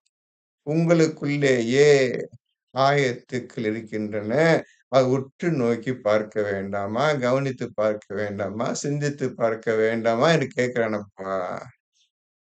நீங்க இப்ப எத்தன தடவ படிச்சிருக்கீங்க இந்த ஆயத்த? அப்ப என்ன ஓதுற முறையில மாத்தணும். அப்படிலாம் ஒரு எண்ணம் வந்திருக்கணும் உங்களுக்கு. சொல்லுங்க படிங்க. வாங்க மெதுவா வாங்க. இந்த வழியில நம்மளோட வாழ்க்கைய ஆரம்பிக்கணும். அதான் உங்களுக்கு சொல்றேன். நிச்சயம் நீங்க வருவீங்கன்ட்டு நம்பிக்கையோட பேசுறேங்க. படிங்க. அடுத்து படிங்க. 123 மறுமையில் விரும்பியபடியோ அல்லது வேதத்தை உடையவர்கள் விரும்பியபடியோ நடந்து விடுவதில்லை. ம். என்ன புரிஞ்சுக்கிட்டீங்க? படித்து மறுமையில் நீங்கள் விரும்பியபடியோ ஆ, அல்ல அ. அல்லது வேதத்தை உடையவர்கள் விரும்பியபடியோ நடந்து விடுவதில்லை. மறுமையில் நான் இப்படிதான் இருப்பேன்பா. எங்களுக்கு எல்லாம் நிச்சயம் ஆயிடுச்சுப்பா. நாங்கலாம் 5 பேர் தொழுதுட்டு இருக்கிறோம்பா, ஓதுறோம்பா, நோன்பு பிடிக்கிறோம். எங்களுக்கு நிச்சயம் ஆயிடுச்சு. என்று இவர் நினைச்சுக் கொண்டிருக்கின்றார். அது நாங்கலாம் வேத புத்தகம் வாங்குனது தெரியுமா? தௌராத்த அல்லாட்ட வாங்குனவங்க நாங்கலாம். நாங்கலாம் இன்ஜீல், பைபிள அல்லாட்ட வாங்குனவங்க. நாங்கலாம் குரான் வாங்குனவங்க. எங்களுக்கு எந்த கவலையும் கிடையாது. எங்களுக்கு சொர்க்கம் என்று நினைச்சிட்டு இருக்கீங்களா? அப்படி நினைச்சிட்டு இருக்கீங்க எல்லாரும் நீங்க? ஒண்ணும் நடந்துக்கிடாது. ஒண்ணும் நடக்காது. எதுவுமே நடக்காது. இந்த அல்லாஹ் சொல்லிட்டான். இப்ப என்ன செய்ய போறீங்க? ஆளுக்கு ஒரு வேதத்த படிச்சு வச்சுட்டு படிச்சுட்டு இருக்கிறீங்க. ஆளுக்கு வேதத்த கையில தூக்கிட்டு உட்கார்ந்துட்டுருக்கிறோம். இந்தா சொல்லிட்டான். வேதத்தை கொடுத்தவர்களுக்கு வேதம் கொடுக்கப்படல யாரு? இஸ்ராயேல் மக்களும், கிறிஸ்தவ மக்களும், இந்த அரேபிய மக்களுக்காக வேதம் கொடுக்கப்பட்டது. வேற முஸ்லிம்களுக்கு வேதம் கொடுக்கன்னு தப்பா நினைச்சுக்காதீங்க. எல்லாம் தப்பா நினைச்சுக்கிறாங்க. இஸ்ரேல்காரங்களுக்கு ஒரு வேதமும், கிறிஸ்தவக்காரர்களுக்கு ஒரு வேதமும், முஸ்லிம்களுக்கு ஒரு வேதம் பேசிக்கிறானுங்க. நீ முஸ்லிமே ஒருத்தன் நீ கிடையாது இங்க. எங்க முஸ்லிம்களுக்கு வேதம் வந்துச்சு? மனிதர்களுக்காக கொடுக்கப்பட்டது இந்த புத்தகம். ஒரு நாள் புரிஞ்சுக்கங்க. இது மனிதர்களுக்காக கொடுக்கப்பட்ட புத்தகமே தவிர, ஒரு பர்ட்டிகுலர் குறிப்பிட்ட சமுதாயத்துக்காக கொடுக்கப்பட்ட வேதம் கிடையாது. மேலும் முஸ்லிம்களுக்கு வேத பேச்சே கிடையாது. மனிதன் இந்த புத்தகத்த படித்து முன்னேறி அவன் முஸ்லீமா ஆக வேண்டும். புரிஞ்சுக்க முஸ்லீமா ஆக வேண்டும். நீ முஸ்லீம் ஆகுறதுக்கு அல்லாஹ்ட்ட கேட்கணும்ப்பா. நீ முஸ்லீம் ஆயிக்க, முஸ்லீம் ஆயிக்க, முஸ்லீம் ஆக்கி இறக்கறதுக்கு முந்தி முஸ்லீமா கைப்பற்றி கேட்கணும் நீ. நீ கேட்டா தான் நடக்கும். ஹஜ்ஜு வந்து நீ கேட்க முடியாது. நீ ஒழுங்கா இருந்தீன்னா இழுத்துட்டு போயிருவா. மக்கள சொல்லிரு. உனக்கு எனக்கு சம்மந்தம் இல்ல இழுத்துட்டு போயிருவான். இது அல்லாஹ்வோட செயல்ன்னு பார்த்துக்கங்க. ஹஜ்ஜு செய்றது வந்து நான் ஹஜ்ஜு செய்யலையா அல்ல ஹஜ்ஜு செய்யலன்னு கேட்டுக்காதீங்க. நீ சொன்ன வேலைய ஒழுங்கா செஞ்சு தூய்மையாயிக்க முதல்ல. உன் செயல பார்த்து தல இழுத்துட்டு போயிருவான். மக்கள் அவனே சொல்லிருவான். இந்தாப்பா எனக்கும் இந்த ஆளுக்கும் எந்த சம்மந்தம் கிடையாதுப்பா. உங்ககிட்ட எந்த சம்மந்தம் கிடையாதுப்பா. முஷ்ரிக்ட்ட எந்த சம்மந்தம் கிடையாது. சொல்லிட்டு ஓப்பனா வெளிய சொல்லிருவான். உங்கள பத்தி அவன் சொல்லிருவான். இது ஹஜ்ஜு விஷயம். முஸ்லிம் ஆறதுக்கு தவஃபனி முஸ்லிமன். முஸ்லிமாகவே எங்களை கைப்பற்றிக் கொள்வாயா என்று நீ கேட்கணும். கெஞ்சி கேட்கணும். அவனுக்கு தெரியும். உன்னை முஸ்லீம் ஆக்கணுமா வேணாம். அவனுக்கு எப்ப நீ ஒழுங்கா நடந்து கொள்கின்றாயோ, அப்பொழுதுதான் இப்ராஹீமுடைய மார்க்கம். என்னை முஸ்லீம் ஆக்கு. எங்கள முஸ்லீம் எந்த வயசுல கேக்குறாங்க? முதல் பிள்ளைய வயசான காலத்துல தான் முதல் பிள்ளையே பிறந்த இஸ்மாயில். அந்த இஸ்மாயில் அவரும் வளர்ந்து 18, 20 வயசு ஆன பிறகுதான் அப்பாவும், பிள்ளையும் அல்லாஹ்வுடைய கட்டளைப்படி இஸ்லாத்த மக்களுக்கு சொல்வதற்காக கிளம்பிவிட்டார்கள். இஸ்லாத்தை சின்ன ஒரு ஷார்ட் நியூஸ் சொல்றேன். இப்ராஹிம் பத்தி கேட்டுக்கிடுங்க. இப்ராஹிமும், இஸ்மாயிலும் 2 பேரும் அவங்க வயசு 60, 65 வயசு மேல ஆயிருச்சு. இப்ராஹிம். அவர் மகன். அவனுக்கு 20 வயசு ஆயிருச்சு.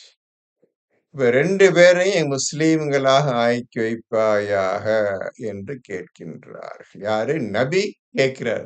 நபி இப்பதான் முஸ்லீம் ஆக போறாரு. நல்லா விளங்கிருங்க. அவரு நபிப்பா. இஸ்மாயில் நபி தான். அப்போ நபியை விட உயர்ந்தது எது?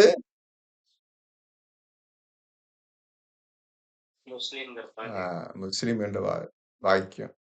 புரிஞ்சுக்கிடுங்க. எல்லாம் எழுதிக்கிடுங்க. இதெல்லாம் சின்ன சின்ன விஷயம், பெஸ்ட் விஷயம் இதெல்லாம். இதெல்லாம் மனசுல வச்சுக்கணும். என்ன இது முஸ்லீம்? அப்ப என்ன முஸ்லீம் சாதாரண விஷயம் நினைச்சுக்கிறீங்க? நபி இப்பதான் கேட்கிறாரு அவரு. என்னை எங்கள் முஸ்லீம்களாக ஆக்கி வைப்பாயாக 2ல 128ல கேட்கிறாங்க. இதெல்லாம் எப்பேர்ப்பட்ட விஷயம், எப்படி நுணுக்கமா அறியணும். இந்த மாதிரி அப்ப முஸ்லீம்ல என்னன்னு கேட்கணும். இந்த கூட்டம் என்ன சொல்லுது? முஸ்லீம்களுக்கு குர்ஆன் கொடுத்தான் ஆண்டவன். இந்த கூட்டம் சொல்லிட்டு இருக்குது. இப்போ இப்ராஹிமோட மார்க் தான் உங்களுடைய மார்க்ன்னு சொல்லிட்டாச்சு. ஹஜ் எப்படி செய்யணும்னு சொல்லிட்டேன். முஸ்லிம் மாரி எப்படின்னு இப்ப பார்த்துட்டீங்க. பார்த்தீங்களா? சாதாரண விஷயம் இல்ல முஸ்லீம். அவனே பார்த்து உன்னுடைய ஒழுக்கத்த பார்த்து, உன்னுடைய செயல பார்த்து முழுமையா அவன் சந்தோஷப்பட்ட பிறகு முழுமையாக அவன் சந்தோஷப்பட்ட பிறகு உங்களை முஸ்லீம்களாக ஆக்கி வைப்பான். இப்ப புரிஞ்சதா? எப்ப முஸ்லீம் ஆறேன்ட்டு? அப்ப கூட இப்ராஹிமும் அவர் 2 பேரும் கேட்டாங்க. 2 பேருக்கு ஒரு ஆளுக்கு தான் வந்துச்சு. இப்ராஹீம முஸ்லீம் ஆக்குறான். பையன் இல்ல. இன்னும் பையன் அந்த அந்தஸ்து அடையவில்லை. முஸ்லீம் ஆவதற்கு அவர் மகன் அந்தஸ்து அடையவில்லை. அதிலேயே எல்லா விளக்கம் அர்த்தம் இருக்குதுப்பா. 128ல 2ல 128, 129, 130, 31 படிச்சு பாருங்கப்பா. அத படிச்சு பார்த்துருப்பீங்கள்ல. இவ்வளவு விஷயம் இருக்குதே. அப்ப ஒவ்வொரு விஷயத்துக்கு நீ இஸ்லாத்துக்குள் முற்றில் நுழைந்து விடுங்கள். ஈமான் கொண்டவர்களே, யார கூப்பிடுறோம்? ஈமான் கொண்டவர்களே, இஸ்லாத்தில் முற்றிலும் நுழைந்து விடுங்கள். சொல்லிட்டாப்புல நுழைஞ்சிருவீங்கல்ல? அவன் தான் உங்கள இஸ்லாத்துல நுழைய வைக்கணும். நீங்களா நுழைஞ்சிட முடியாது. எனக்கு தெரியாது உங்களுக்கு. உங்க செயல பார்த்து, இனி அடுத்த ஸ்டேஜ் உனக்கு உயர்த்திட்டு போறேன். ரெடியா இருந்துக்க. வந்தாச்சு. நான் சொன்னத ஒழுங்கா செஞ்சுட்ட. தூய்மை ஆயிட்ட. ஈமான் கொண்டுட்ட. நெக்ஸ்ட் ஸ்டேஜ் நீ இஸ்லாம் நுழையணும். ஈமான் கொண்டுட்டு பார்த்தான் சொல்றான். ஈமான் கொண்ட பின்னர் அவன் உங்களை இஸ்லாத்தில் நுழைய வைக்கின்றான். இது அவன் செய்றான். எல்லாம் அவன் தான் செய்றான். உங்களுக்கு சொல்லிட்டு சொன்ன வயசுல தான் யார் செஞ்சு காட்ட அவன் தான் செய்றான். உங்களுக்கா செய்றான். நீங்க செய்ய முடியாது. அப்ப உங்களுக்கு வேலை என்ன? இப்ப உங்க வேலை என்ன? உங்க வேலை என்ன? என்னென்ன சொல்றானோ அவன் செய்றான் அத. அப்ப உங்க வேலை என்ன சொல்லுங்களேன்? உங்க வேலை என்ன? பார்த்தீங்களா? பதிலே வரல. இருக்க வேண்டியது. அ குரான ஓதிட்டு இருக்கிறது தான் சார். நம்ம வேற என்ன ஒரு வேலையும் செய்ய முடியாது. அதான் சொல்றேன். இப்ப நீங்க ஓதிட்டே இருக்கிறீங்க. என்ன லாபத்த அடைஞ்சேன்னு கேட்டேன். இப்போ குரான் எல்லாம் நீ இல்ல, எல்லாம் ஓதிட்டு இருக்கிறோம். என்னத்த அடைஞ்சோம்? என்ன நன்மை அடைஞ்சோம்? பார்த்தீங்களா? அதுக்கும் பதில் இல்ல, இதுக்கும் பதில் இல்ல. 2ஆம் கட்ட நிலையில உட்கார்ந்துகிட்டு உட்கார்ந்துட்டு இருக்கிறோம். பார்த்தீங்களா? ஓதுற முறைய பார்த்துட்டீங்களா இப்போ? நம்ம நிலைமைய பார்த்துக்கிட்டீங்களா? அப்ப என்ன செஞ்சுட்டு இருக்கோம் நம்ம? சார் இப்ராஹிம் நபியைப் போல வீரை ஆக வேண்டுமே என்ற விருப்பம் வரணும் சார். விருப்பம் வர்றதுக்காக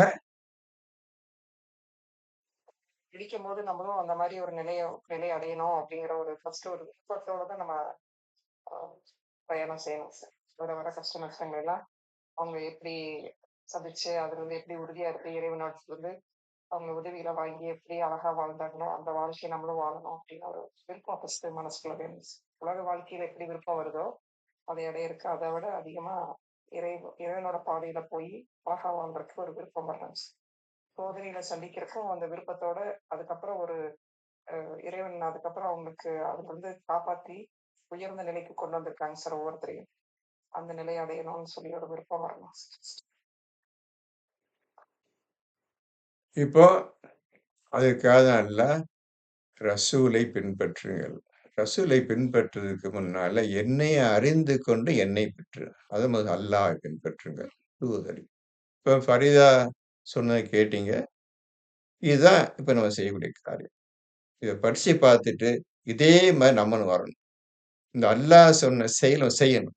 அந்த எண்ணத்தோட நீங்க குரான ஓதணும். ஆயத்த படிச்சுட்டீங்க. இந்த மாரி ஒரு ஆயத்த படிச்சாச்சு. இப்ப என்ன செய்றது? அடுத்த கேள்வி.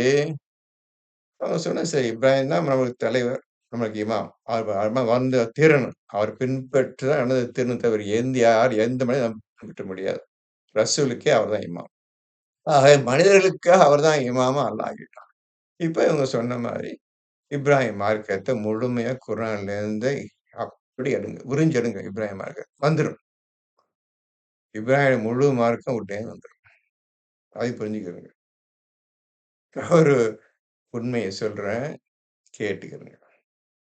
நீங்க இதுவரையும் அப்ப சிந்திச்சீங்களா? இல்லையான்னு தெரியாது. ஆனா நான் சொல்ல நீ தப்புன்னு சொல்ல முடியாது. இப்ராஹிம் இந்த பேர் வந்து ஒரு கடவுளின் பெயர். அந்த ஊர் சிலை வணக்கம் செய்யக்கூடிய மக்களாக அனைவரும் இருந்தார்கள். அவங்களுடைய தந்தை மகத்தான சிலை வணக்கம் உடையவர். எ சேஸ்ட் ஹிந்து யாரு? இப்ராஹிமுடைய அப்பா ஆசர். அப்பேற்பட்ட மனிதர் தன் பிள்ளைக்கு அந்த கடவுள் பேர வைப்பாரா? வேற ஏதாவது பேர் வச்சிருப்பாரா? அந்த ஊர் மிகப்பெரிய கடவுளின் பெயர் இப்ராஹிம். அந்த கடவுளின் பெயர். புரிஞ்சுக்கிருங்க. நீங்க நம்புவீங்களோ நம்பாத பத்தி கவல எனக்கு. தப்புன்னு மட்டும் சொல்லுங்க பாப்போம். உதாரணமாக இந்தியாவை எடுத்துக்கோங்க. இந்தியாவில் உள்ள இந்து மக்கள் அனைவரும் யார் பேர் வைக்கிறாங்க? எல்லாம் கடவுள் பேர் வைக்கிறாங்க. ஆண் கடவுளோ, பெண் கடவுளோ எல்லாம் கடவுள் பேர் வைக்கிறாங்க. இப்ப புரிந்திருப்பீர்களே, எந்த கடவுளை நீ கும்பிடுறியோ, வணங்குறியோ, ஆராதனை செய்றியோ, அந்த கடவுள் பேர் தான் பிள்ளைக்கு வைப்பாய் நீ. இப்ராஹிம் அந்த ஊர் மக்கள் வழங்கக்கூடிய மிகப்பெரிய கடவுளின் பெயர் இப்ராஹிம். அந்த சாமியின் பெயர் இப்ராஹிம். அதை தன் மகனுக்கு வைத்தார். இது குரான் கிடையாதே. எதுலயுமே கிடையாதே. எவனும் சொன்னதும் கிடையாதே. சொல்றது தைரியமும் கிடையாதே. இப்படி சொன்னா அடி குத்துவாங்கப்பா. கிடையாது. ஏன் உண்மை பேச வேணும். நீங்க சொல்லுங்க, தப்புன்னு சொல்லுங்க பார்ப்போம். அல்லது நீங்க உங்க விளக்கத்த சொல்லுங்க பார்ப்போம். இது ஒரு உண்மை விஷயம் அது. தப்புன்னு சொல்லுவீங்களா? அந்த ஊர் மக்களே டோட்டலா சிலை வணக்கம் செய்யக்கூடிய மக்கள். எல்லோரும் கடவுள் பெயர் தான். அவர் அப்பா பேரு கடவுள் பேரு தான். லூத் கடவுள் பெயர் தான். ஷுவைப் கடவுள் பெயர் தான். இல்ல சொல்லுவீங்களா? இல்ல சொல்லுங்க பார்ப்போம். நான் குரான்ல இருந்து காட்டுறேன். உங்களுக்கு குரான்ல இருந்து பேசுறேன். குரான் கிடையாது. தேடுனா கிடைக்காது. நான் குரான்ல இருந்து பேசுறேன். இந்த மாரிலாம் குரான் ஓதணும் நீங்க. நீங்க இப்ப நான் சொன்னது ஏத்துக்கணும், ஏத்துக்காத பத்தி கவலை இல்ல, விட்டுருங்க. சொன்னா சொன்னதுதான். இதுல மாற்றமே கிடையாது. பேசுனத நான் வாபஸ் வாங்க போறதும் கிடையாது. ஒரு ப்ரூவ் பண்ணு. தப்பு ப்ரூவ் பண்ணு. அதுக்கப்புறம் பார்த்துக்குறோம் மத்த வேலைய. என்ன ஷாக்கா இருக்குதோ? அந்த இப்ராஹீம இந்த பேர் எடுத்துரு, வேற பேர் மாத்துனான்னு சொன்னான்னா, அல்லாஹ் மாத்துனான்னா, அல்ல அவரு மாத்திக்கிட்டாரா? இது கடவுள் பேரு இருக்கக்கூடாது. இந்த பேரே கவலை இல்லையே! அல்லாஹ்வ நம்புறது தான் முக்கியம். அல்லாஹ் ஒருத்தன் இறைவன் நம்புறது முக்கியம். எந்த பேர் வச்சுக்க. இதுலப்பா வாழ்க்கை. இங்க பண்ணிக்கிறானுங்கல்ல, இஸ்லாத்த பேர மாத்து. அரபி பேர மாத்து, தொப்பிய மாத்து. நீ இஸ்லாத்த வந்துட்ட. அப்ப நடந்துட்டு உலகமா இன்னைக்கு நடந்துட்டு இருக்குது. இந்த கேடுகெட்ட கூட்டம் வந்துட்டு இருக்குது. இப்ராஹிம் மார்க்கத்தை பின்பற்று. என்ன சொல்ல போறீங்க இப்ப நீங்க? எழுதிருங்க. கடவுளின் பெயர். அந்த ஊர் கடவுளின் பெயர். இப்ராஹிம் என்ற பெயர். ம். இதே 20 வருஷத்துக்கு முந்தையே வந்து எனக்கு இப்ப கிடைச்ச விளக்கம். நான் சொல்லல. தேவைப்படவும் சொல்லல. அன்னைக்கு சப்புன்னு வெளிய வந்துருச்சு. சொல்ல வேண்டிய நேரம் வந்தது. மறக்க முடியும் உங்களால்? அது நீங்க புது விளக்கம் சொல்லப் போறீங்களா இப்ராஹிமுக்கு? பார்த்தீங்களா? நிலைமை இப்போது பார்த்தீங்களா? அது பேர, ஊர, அது இது இப்ப கவலைப்படல. மனசுல நீ அல்லாஹ் தான் உண்மையான இறைவன் என்று முடிவு செய்து விட்டாயா? எல்லா ஷிர்க்லருந்து விலகி விட்டாயா? அததான் உங்க இறைவன் பார்க்கிறானே தவிர, மற்றபடி எதையும் அவன் கேர் பண்ணல. அதான் முக்கியம்ப்பா. புரிஞ்சுக்கணும். இப்ராஹிம் அந்த ஊர் மக்கள் வாழ்ந்து கொண்டிருந்த ஊரின் ஒரு பெரிய கடவுளின் பெயர், ஒரு சாமியின் பெயர், ஒரு சிலையின் பெயர் இப்ராஹிம். ம். புது விஷயம் உங்களுக்கு சொல்றேன். எழுதிக்கிறேன், கேட்டுக்கிறங்க. மேற்கொண்டு சிந்திச்சு பாருங்க. அது ஒண்ணும் இல்ல. 2, 3 சொல்லிட்டேன். எல்லாம் சொல்லிட்டேன். லூத் அதுவும் சொன்னேன் உங்களுக்கு. ஷுவைப் அதையும் சொன்னேன். ஒரே ஒரு ஆயத்துல அவ்வளவு விஷயம் இருக்குப்பா. எந்த ஆயத்த ஓதுனாலும் உண்மை விஷயம் உள்ள இருக்குதுப்பா அதுல. எந்த விஷயத்துக்காக நீ இந்த குரான் ஓதுறியோ, அந்த விஷயத்துக்கு உண்மையான விளக்கம், அர்த்தம் அந்த குரானில் இருக்கின்றது. அதான் ஓதுகின்ற முறை. அந்த அர்த்தத்த எடுத்துட்டான்டா, ஓதுறதுக்கு லாயக்கான ஆள். என்னப்பா ஆச்சரியமா இருக்குதோ? படிங்க, அடுத்தது படிங்க. ஹெட்டிங் போடுங்க. மறுமையில் நீங்கள் விரும்பியபடியோ அல்லது வேதத்தை உடையவர்கள் விரும்பியபடியோ நடந்து விடுவதில்லை. ம். எவன் ஆ, ஆ, ஆ. எவன் தீமை செய்கிறானோ அவன் அதற்குரிய தண்டனை வழங்கப்படுவான். எவன் இன்னும் தீமை செய்கிறான்? இன்னும் இறைவனை அறியாம உட்கார்றான்ல, அவன் தீமை செய்து கொண்டிருக்கின்றான்னு அர்த்தம். இறைவனை அறிவதற்கு எந்த விதமான ஏற்பாடும் பண்ணாம முயற்சி பண்ண உட்கார்றான்ல, நான் ஓதுறேங்க, நான் தொழுறேன்னு சொல்லிறான்ல, அவன் தான் தீமையை செய்து கொண்டிருக்கின்றான். அடுத்தது. இன்னும் அவன் அல்லாவைத் தவிர வேறு யாரையும் பாதுகாவலனாகவோ துணை செய்பவனாகவோ காண மாட்டான். ம். பாத்துட்டீங்களா? அவன் நிலைமை. அடுத்தது. 124. ஆகவே ஆணாயினும் சரி பெண்ணாயினும் சரி, யார் நம்பிக்கை கொண்டவர்களாக நற்செயல்கள் செய்கிறார்களோ அவர்கள் சுவனபதியில் நுழைவார்கள். இன்னும் அவர்கள் இம்மியேனும் அநியாயம் செய்யப்பட மாட்டார்கள். இதே வார்த்தை தானே 1697ல 1697 இதே வார்த்தை இருக்குது.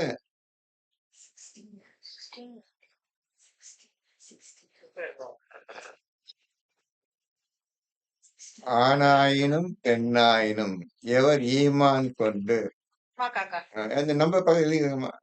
இந்த நம்பர் பக்கத்துல 1697.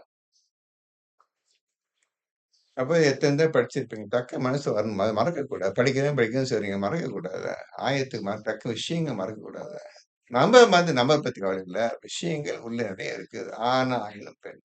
அவனே சொல்றான். ஆணோ பெண்ணோ நீ ஈமான் கொண்டு நல்ல ஈமான் கொண்டு நற்செயல் செய்கின்றார்களோ மகத்தான மகத்தான ஒரு வாழ்க்கை மன வாழ்க்கை தந்தருவோம். எந்த குறையும் இல்லாத இந்த உலகத்தில் வாழ்க்கை தருவோம், மறுமையிலும் தருவோம், மேலும் அதிகமான மேன்மையான நன்மைகளையும் தருவோம்னு சொல்றான் 1697ல. ஆணாயினும் பெண்ணாயினும் இவர் மூமினா இறக்குமதி செய்கின்றார்களோ அவர்களுக்கு இம்மையிலும் மறுமை மகத்தான கூறுகிறார். இவங்க தான் சொல்றாங்க. ஆகவே நீ ஆணு பெண்ணு வித்தியாசம் கிடையாது. எல்லோரும் குர்ஆனை ஓத வேண்டும், இஸ்லாத்தில் நுழைய வேண்டும். படிங்கம்மா.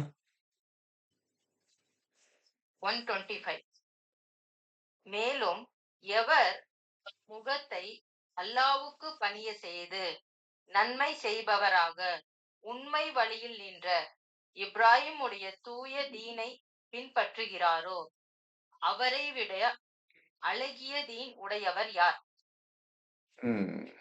இப்போ இன்னும் படிங்க. இன்னும் அல்லாஹ் இப்ராஹீமை தன் மெய் அன்பராக எடுத்துக்கொண்டான். அப்போ இப்ராஹிம யாரு பின்பற்றுகின்றார்களோ அதன்படி யார் தன் வாழ்க்கை அமைத்துக் கொண்டார்களோ அவர்களை அல்லாஹ் மெய் அன்பராக உண்மையான என்னைய க்ளோஸ் ஃப்ரெண்ட், இன்டிமேட் ஃப்ரெண்ட் உங்களை ஆக்கிக்கிறோம். ஆணானும் பெண்ணாயும். இப்ப இப்ராஹிம் மார்க்கத்தை நீங்க தானே கேட்டீங்க. இந்த ஆயத்தை புரிஞ்சுக்கிறீங்க. இப்ப எப்படி வரும்னு பார்த்துக்கிறீங்க. இப்ப நீங்க அல்லாஹ்வுக்கு நண்பன் ஆகணும். என்ன செய்ய போறீங்க? இத சொல்லிட்டான் ஆண்டவன். இப்ப இந்த ஆயத்தை படிச்சுட்டீங்க. இத செய்யுங்க. இப்ராஹிம் மார்க்கத்தை புரியறத செய்யுங்க. தெரிஞ்சுக்கிறீங்க. இப்ப என்ன செய்ய போறீங்க? இதுக்கே உன்னதத்துல போய் கேட்கிறீங்க. என்ன செய்யணும்னு கேட்கிறீங்க. திஸ் இஸ் இப்ராஹிமுடைய மார்க்கம். அல்லாஹ்வை நண்பன் ஆக்கிக் கொண்டதுதான் இப்ராஹிமுடைய மார்க்கம். உற்ற நண்பனாக ஆக்கிக் கொண்டார்.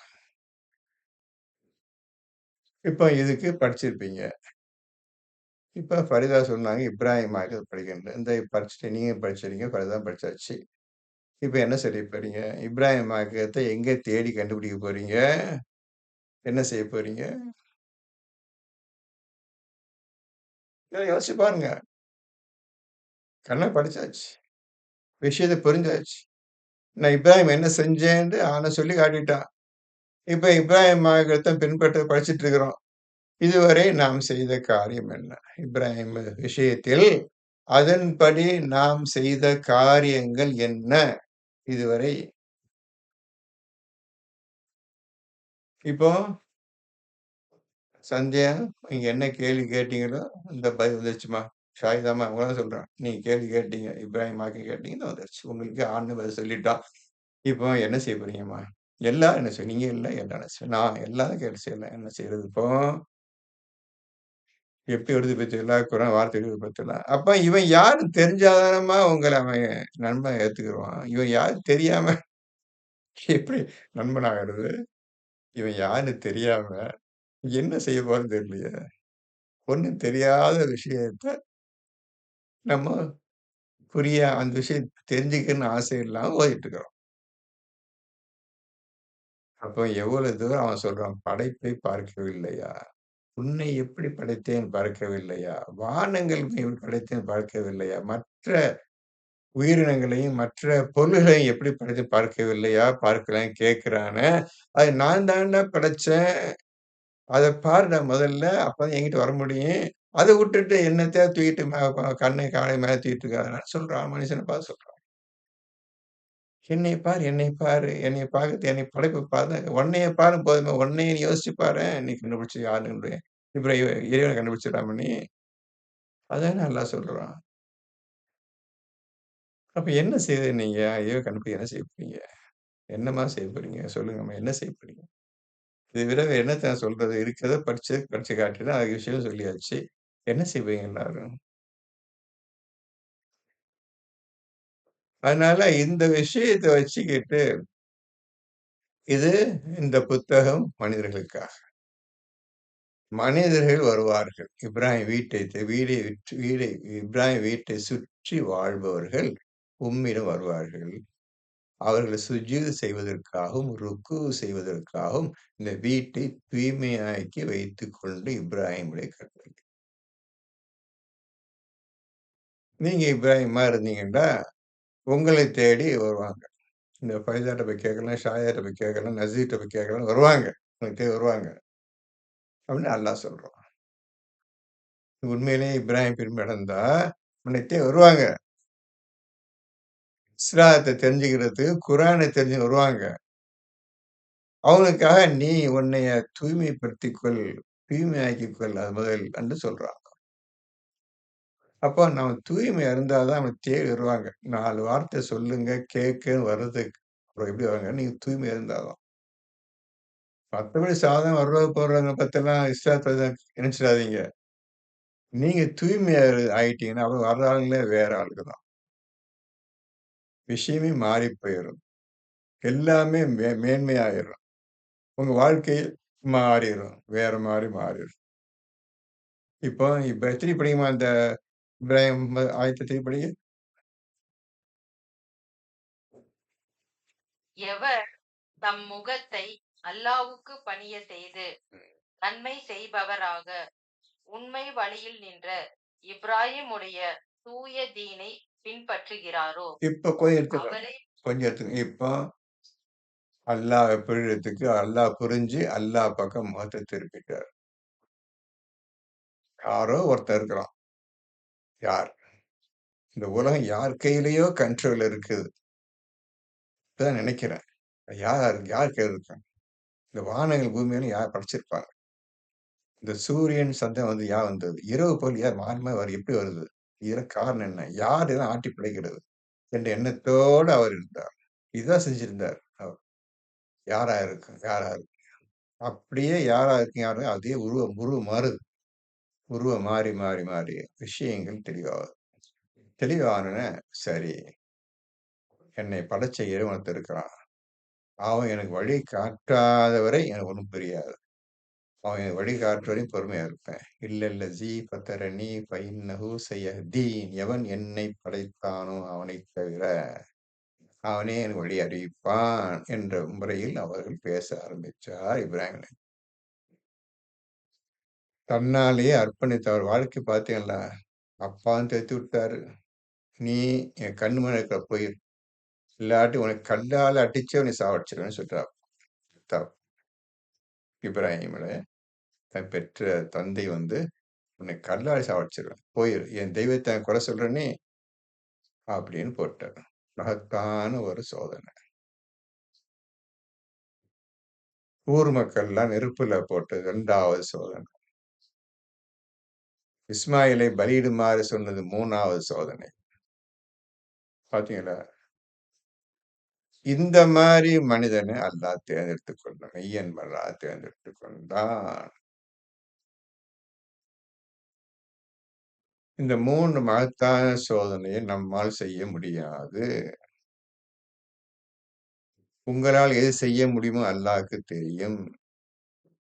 அதுக்கு உண்டான சோதனை தான் தருவான். அந்த சோதனைக்கு நாம் தயாராகிக் கொள்வோம். லா யுகல்லிஃபுல்லாஹு நஃப்ஸன் இல்லா உஸ்ஸஹா லஹா மா கஸபத் வ இலைஹா என்ன அர்த்தம்? எந்த ஒரு ஆத்மாவையும் சக்திக்கு மீறி நாம் நிர்பந்தம் செய்வது கிடையாது. நம்மள பத்தி அல்லாஹ் தெரியும். நம்ம எந்த வழியில், எந்த வகையில், எந்த ஒரு அளவில் இபாதத்தில் இருக்கிறோம் என்பதைப் பற்றி அல்லாஹ்வுக்கு தெரியும். நம்மைப் பற்றி தெரியும். இப்ப இப்ராஹிம் மார்க்கத்த ஃபாலோ பண்ணுவோம். நம்மளால் முடிந்த அளவுக்கு எந்த சோதனை வந்தாலும் அல்லாஹ் காப்பாற்றுவான். அல்லாஹ்வை நம்பியே பொறுமையா இருந்து வந்த கஷ்டத்தை பொறுமையா இருந்து அதை நீக்குவோம். அல்லாஹ் உதவி கொண்டு பொறுமையாக இருப்போம் என்ற எண்ணம் தான் வர வேண்டும். இப்பேற்பட்ட எண்ணம் உள்ளவர்களை அல்லாஹ் தேர்ந்தெடுத்துக் கொள்கின்றான். வழியை காட்டுவதற்காக.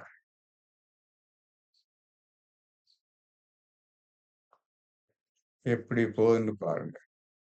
அப்புறம் அவரு அல்லாஹ் பக்கமே முகம் திருப்பிட்டாருப்பா. திருப்பி இப்ப அப்புறம் படிங்கம்மா. அவரை விட அழகிய தீன் உடையவர் யார்? ம். இன்னும் அல்லாஹ் இப்ராஹீமை தன் மெய்யன்பராக எடுத்துக்கொண்டான். இப்போ அழகான தீன் ஒரு வழியை கண்டுபிடிச்சு மக்களுக்கு அறிவித்து விட்டார். ஒரு வேலை செஞ்சார். அந்த வேலையை அல்லாஹ் ஏத்துக்கிட்டான். அதே அது மட்டும் இல்ல, உன்னை என் நண்பனாக யார் டிவி கேட்டுட்டு விளக்குவீங்க? யார் சொன்னா சொல்லுங்கப்பா. அப்போ நண்பனாகவும் ஏற்றுக்கொண்டான். பார்த்துக்கங்க. நண்பனாக ஏற்றுக்கொண்டான். நீ தான்ப்பா கரெக்ட்டான நண்பன் எனக்கு. குளோஸ் ஃப்ரெண்ட் நீ தான்ப்பா நண்பன். படிங்கம்மா அடுத்து படி. 156 ம். வானங்களில் உள்ளவையும் பூமியில் உள்ளவையும் எல்லாம் அல்லாஹ்வுக்கே சொந்தம். மேலும் அல்லாஹ் எல்லா பொருட்களையும் சூழ்ந்தறிபவனாக இருக்கின்றான். இப்போ உங்களுக்கு நிறைய விஷயங்கள் என்று சொல்லியிருக்கின்றேன். ஒவ்வொன்றும் கேள்விப்படாத விஷயங்கள். அனைத்தும் உண்மை விஷயங்கள் என்னை பொறுத்தவரை. உங்களைப் பொறுத்தவரை எனக்கு தெரியாது. இதை நீங்க உண்மையா, பொய்யா என்று நீங்களே தான் கண்டுபிடிச்சு சொல்லணும். மற்றபடி நான் எடுத்த எடுப்பு என்னைப் பொறுத்தவரையும் எனக்கு அது சந்தேகம் இல்லாமல் என்னுடைய ஓதுதல், புரிந்து கொள்ளுதல் எல்லாம் போயிட்டு இருக்குது ஆண்டவன் கிருபையால. அது மட்டுமல்ல இன்னும் நிறைய எக்கச்சக்கமாக வரவேண்டிருக்கின்றது. இப்பதான் ஆரம்பம் ஆகியிருக்கிறது என்னுடைய வாழ்க்கை, இஸ்லாமிய வாழ்க்கை. ஆகவே நான் செய்ய வேண்டிய காரியம் எக்கச்சக்கமாக நிறைஞ்சிருக்கின்றன. உங்களுக்கும் அதே போல தான் இருக்கின்றது. படிச்சத யோசிச்சு பார்த்து, என்ன இந்த மாதிரி சொல்லப்பட்டிருக்கின்னு மேற்கொண்டு ஆராய்ஞ்சு, அதிலிருந்து இன்னும் இந்த புது விஷயம் வருகின்றன எழுதுனா, நீங்க ஓதுறீங்க, சிந்திக்க அர்த்தம். அப்படியா எழுத காணோம். சொல்லவும் காணோம். நீங்க நான் சொன்னத திருப்பி சொல்லக்கூடாதுன்னு சொல்றேன். நான் நான் என்ன சொன்னோ, அத நீங்க எனக்கு சொல்லி காட்ட தேவையில்ல. நான் சொல்லாத நீங்க புதுசா நீங்க கண்டுபிடிச்சத சொல்லணும் மக்கள். அதான் ஓதுகின்ற முறையும், போஸ்ட் பண்றீங்கல்ல, அது சிறந்த முறை அதான். நான் சொன்னத மறந்துருங்க. நீங்க உங்களுக்கு அல்லாஹ் அறிவிச்சத நீங்க கண்டுபிடிச்சத போஸ்ட் பண்ணுங்க, பேசுங்க, எழுதுங்க. நான் சொன்னதே எனக்கே திருப்பி பேசி காட்ட வேண்டாம். நான் சொன்ன வார்த்தைய நீங்க உபயோகப்படுத்தக்கூடாது.